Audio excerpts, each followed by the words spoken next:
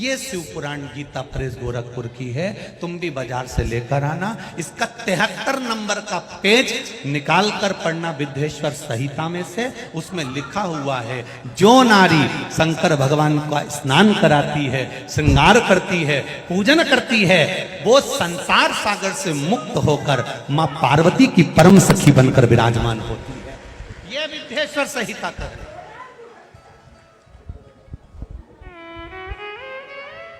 और इसी शिव महापुराण का 73वें नंबर का पेज पढ़ने के बाद में 75 नंबर पेज को पढ़ना विद्येश्वर संहिता का। उसमें लिखा है, जो शंकर भगवान को जल चढ़ाकर उस जल का आचमन करता है, वो 3 ताप से दूर हो जाता है। ये मेरा निवेदन है आस्था चैनल वालों से, पन्ना मैं निकाल रहा हूं और उसको मैं लाइन से अक्षरों पर लाइन दिखा रहा हूं। मेरा निवेदन है, आप भी बताना कि शंकर जी पर जल चढ़ाकर पीने का कितना लाभ है। प्रश्न नंबर 75।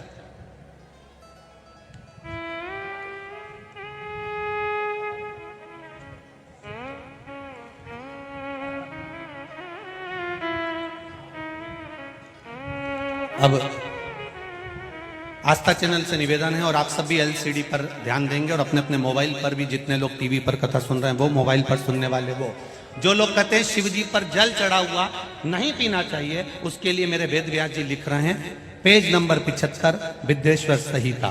ध्यान रखिएगा। जो मनुष्य, उंगली पर ध्यान देंगे जो टीवी पर चल रही है, जो मनुष्य शिवलिंग को विधि पूर्वक स्नान कराकर उस स्नान के जल का 3 बार आचमन करता है, उसके कायिक, वाचिक और मानसिक तीनों प्रकार के पाप शीघ्र नष्ट हो जाते हैं। ये शिव पुराण।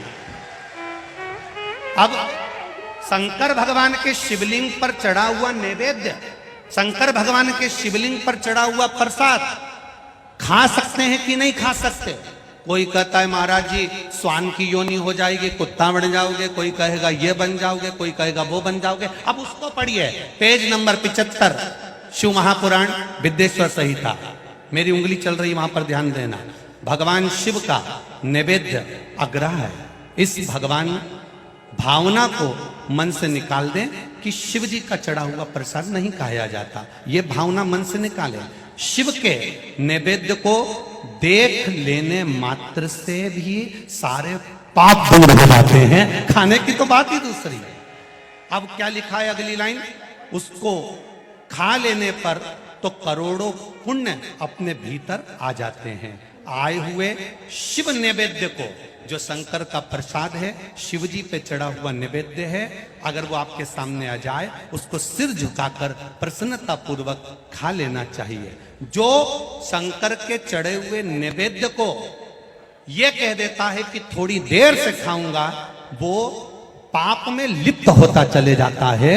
यहां तक उसका वर्णन किया, वो मनुष्य पाप में बंध जाता है। इसलिए शंकर को चढ़ा हुआ नैवेद्य, भगवान का बस केवल नैवेद्य का दर्शन ही हो जाए तो जीव कोटि कोटि पुण्य प्राप्त कर लेता है। वो शिव तत्व, ये शिव महापुराण है।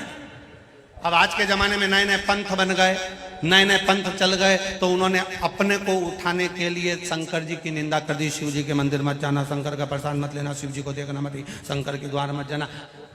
हम किसी पंथ की पुस्तक की बात नहीं करते, क्योंकि सबने अपने अपने पंथ बनाए, तो सबने अपने अपने भाव से लिखा। हम वेद व्यास जी ने जो विद्येश्वर संहिता में लिखा, उस शिव महापुराण का वर्णन करते हैं, जो आपने 75 नंबर पेज गीता प्रेस गोरखपुर की शिव महापुराण पुस्तक का आनंद करते हुए इस पुराण में पढ़ा।